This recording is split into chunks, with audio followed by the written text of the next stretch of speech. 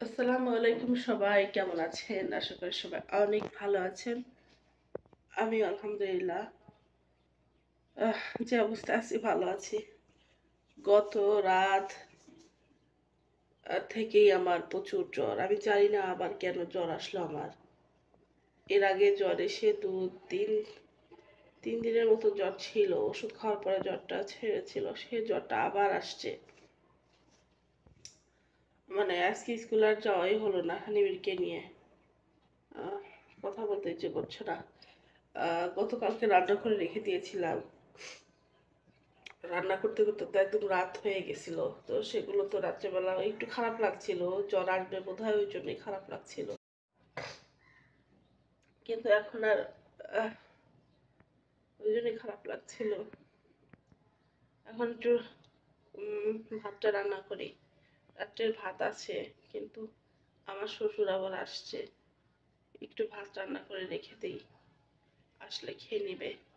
খারাপ লাগছে, খুব খারাপ লাগছে, প্রচন্ড মাথা ব্যথা করছে। মানে গলা ব্যথা, মাথা ব্যথা, ঠান্ডা জ্বর, এটা সিজনাল। সারাদিন এত ঘামা হয়, আর দেখা যায় যে রাত্রেবেলা একটু ঠান্ডা পড়ে, ফজরের সময় একটু বেশি ঠান্ডা পড়ে। আর এখন আবার ভোর রাত্রে দেখছি প্রচন্ড কুয়াশা পড়ে, বাপরে কুয়াশা। আহ, একদম গলা ব্যথা করছে, কি আর বলবো, খুবই গলা ব্যথা করছে। আর এমনিতেই তো আমার ইউটিউব চ্যানেলটা একটু ডাউন হয়ে গেছে। আর একটু কন্টিনিউ ভিডিও না দিলে দেখা যাবে একদম ডাউন হয়ে যাবে। শরীর ভালো না থাকলে এগুলো আশা করতে ইচ্ছে করে না। তারপরে ছোট্ট একটা ভিডিও দেবো, গতকালকেও ছোট্ট একটা ভিডিও দিয়েছি, ভালো লাগেনি, কি করব।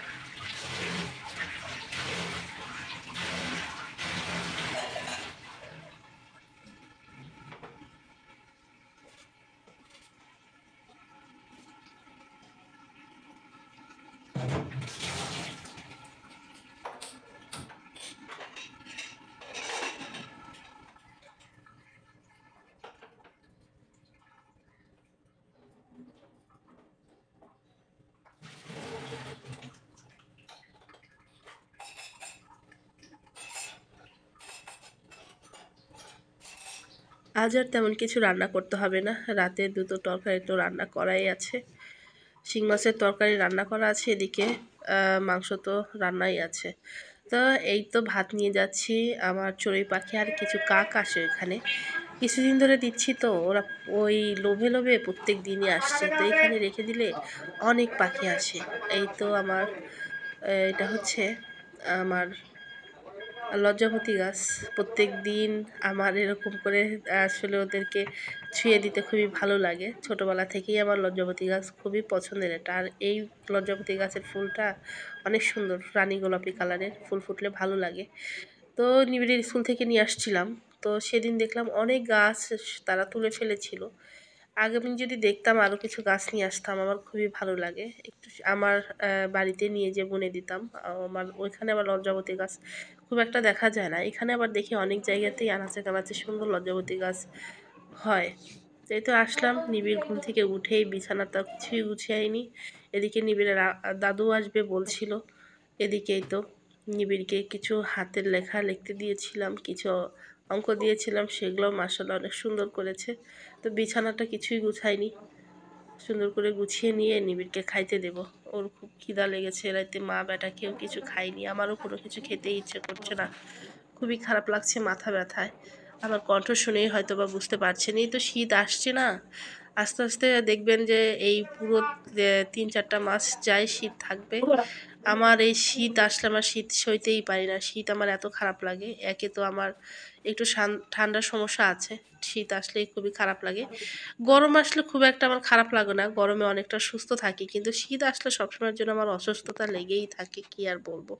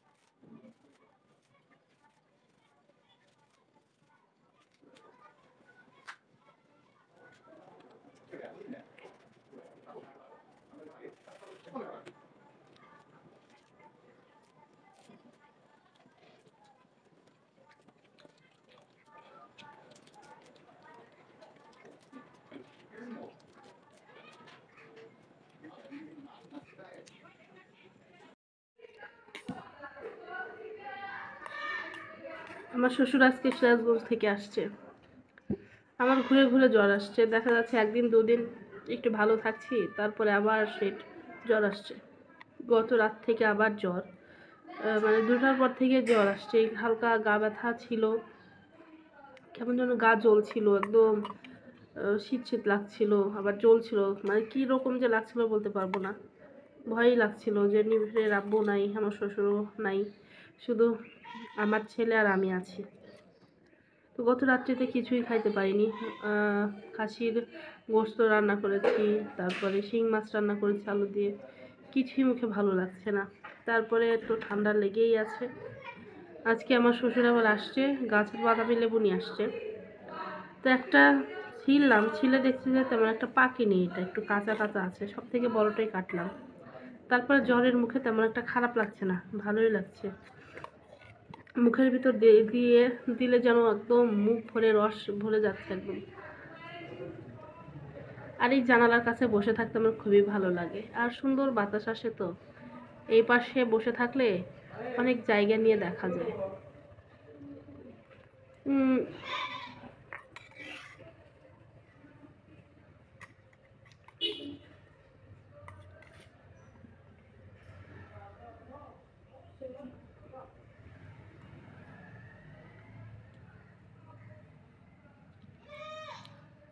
জাম্বুরা আবার অল্প মুখে দিলে ভালো লাগে না, মুখ ভরে দিলে একটু বেশি মজা লাগে।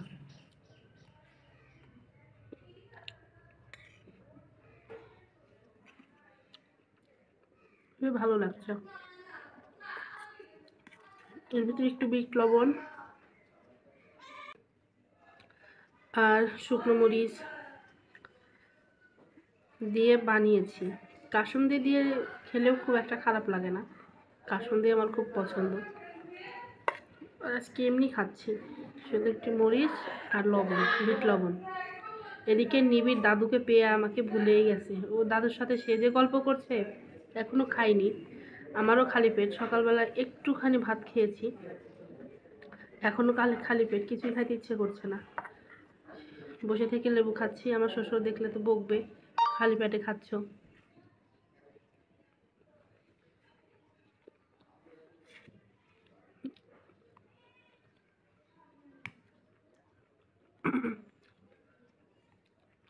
সবাইকে একটা কথা বলার ছিল। বিশেষ করে আমার এই মুহূর্তে মনে পড়লো, সাবস্ক্রাইবার আপু ভাইয়ারা সবাইকে আমার মানে অনুরোধ থাকবে, আমার উপরে কেউ অভিমান করো না, রাগ করো না, কারণ আমি নিজেও অসুস্থ। তোমরা তো জানো আমার ছেলে অটিজম শিশু, ওকে নিয়ে অনেকটা সময় আমার পার করতে হয়। আমি যেটুকু মানে ভিডিও করে এডিট করি, আমি কিন্তু একদম এক জায়গায় বসে থেকে একদম কমপ্লিট করি না। দেখা যায় সারাদিনে হয়তো আমি 10-15 বার 20 বারও হয়ে যায় আমার এডিট করা। মানে যখনই 5 মিনিট সময় পাচ্ছি একটুখানি এডিট করে রেখে যাচ্ছি, আবার কাজ করছি, নিবিড়ের সাথে একটু সময় দিচ্ছি, একটু সময় পেলে আবার একটু এডিট করছি, সময়ই পাই না। আর দেখা যায় রাত্রে শুইতে শুইতে আমার 12টা বাজে, তখন রাত বোধহয় 11টা বাজে, কিছুদিন আমি চেষ্টা করি সবসময়ের জন্য, চেষ্টা করি ভিডিও দেখার। আগে তাও একটু লাইভে মানে আসতে পেরেছি, এখন নিবিড়কে নিয়ে স্কুলে যাই, স্কুল থেকে আসি, অনেকটা সময় স্কুলে পার করে আসি, আর আসার পরে রান্না বান্না এটা সেটা করার পরে না আর ওইভাবে কারোর ভিডিও দেখা হয় না। যদি কারোর ভিডিও দেখি তাহলে এদিকে আমার এডিট করা হয় না, তাহলে তো আমি ভিডিও দিতে পারবো না, কারণ আমি তোমাদের সহযোগিতায় অনেক দূর এগিয়েছি। এখন যদি ভিডিও কন্টিনিউ না করি তা তো হবেই না। প্রায় দেখা যায় আমার এখন আর আগের মতোই কন্টিনিউ ভিডিও দেওয়া হয় না, একদিন দুদিন পর পর বা একদিন পর পর আমার ভিডিও দেওয়া হচ্ছে, বেশিরভাগ সময় দেখা যায়।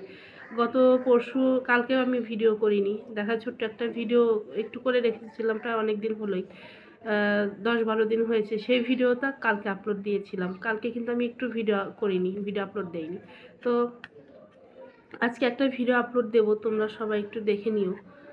এখন আজকে না, গতকালকে আপলোড দিয়েছি আমি, তো আজকের ভিডিও আমি যে ভিডিওটা করছি না, আমি আর আজকে আপলোড দেবো না, কালকে আপলোড দেবো। আমি আজকের ভিডিও কালকে আপলোড দিই, আজকে ভিডিও করে আজকে আমার আপলোড দেওয়া, এটা আমার হয় না। এখন কি করব বলো? তোমরা যদি আমার পাশে না থাকো, আমাকে না বুঝো, তাহলে কেউ বুঝবে না। আসলে তোমাদের কাছে সব কিছু শেয়ার করি, আমার আমার ব্যাপারে, অন্তত আমার ছেলের ব্যাপারে আমি কিভাবে সময় পার করি সব কিছুই কিন্তু আমি তোমাদের কাছেই বলি। হয়তো তোমরা আমাকে বুঝবে, কারণ তোমরা আমাকে অনেক দিন ধরে দেখছো, অনেক দিন ধরে আমার ভিডিও দেখছো, আমার পাশে আছো, আমাকে সহযোগিতা করছো। তোমরা না বুঝলে আর কেউ বুঝবে না। তো আপু ভাইয়ার অনুরোধ থাকবে, আমার উপর রাগ করো না একটু। সে যে আসার পর থেকে দাদুর সাথে গল্প শুরু হয়ে গেছে, 5টা মিনিটের জন্য দাদু ছাড়ছে না। খাবার টেবিলে বসে দাদুর সাথে বকর বকর করেই যাচ্ছে, ওর দাদু প্রশ্নের উত্তর দিয়েই যাচ্ছে। ওর দাদুর খাওয়া হয়ে গেলে একটু বাড়িওয়ালা ভাবির কাছে যাব বাড়ি ভাড়াটা দিতে। এ মাসের বাড়ি ভাড়াটা 1 তারিখের মধ্যেই দেওয়ার কথা, তো একটু দিতে দেরি হয়ে গেল, তো আজকেই যাব। একটু দিতে দেরি হয়েছে, আলসেমি করেই আসলে উপরে যাওয়া হয়নি, আজ যাই কাল যাই করে আর যাওয়া হয়নি। তো আজকে ফাইনালি বাড়ি ভাড়াটা দিয়েই আসি। তো এই যে আসছি, বাড়িওয়ালা ভাবি আমাদের চা দিচ্ছে, চা খেলাম। এদিকে নিবিড় অনেক দুষ্টুমি করছিল, কিছুক্ষণ 5-10 মিনিট থেকেই চলে যাচ্ছি। নিবিড় আবার কারো বাড়িতে গেলে চুপচাপ বসে থাকে, আজকে দেখছি যে খুবই দুষ্টুমি করছে। এদিকেই তো দেখেন অ্যাকোয়ারিয়ামের মাছগুলো নিবিড় দেখে এত খুশি হয়েছে। ছোটবেলায় নিবিড়কে এরকম করতাম, কোনো যদি যে কোনো তাজা মাছ আনলে সাদা কাচের বয়ম বা গ্লাসের ভিতরে মাছটা ছেড়ে দিলে নিবিড় এত খুশি হতো। তো ওই মাছটা দেখে এমনভাবে দেখছিল, ওর চোখের দিকে তাকিয়ে মনে হচ্ছে ওকে একটা এনে দিলেই ভালো হতো। তো আজকের মতো এখানে শেষ করছি। সবাই ভালো থাকবেন, সুস্থ থাকবেন, নিজের যত্ন নেবেন। সবাইকে আল্লাহ হাফেজ।